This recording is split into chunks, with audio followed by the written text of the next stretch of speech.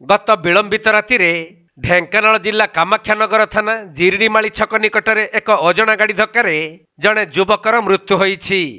मृत युवक जनक हेउछन्ति कामाख्यानगर एनएसी अंतर्गत गुप्तीनगर साहिर अनिल नायक।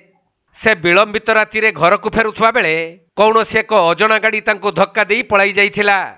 परे स्थानीय लोक माने तांको उद्धार करी कामाख्यानगर मेडिकल को नहीं जाइथिले भी सेठारे डाक्तर तांको मृत घोषणा करिसंती, जहाकु नहीं मेडिकल परिसर रे शोकाकुल परिवेश सृष्टि होइथिला।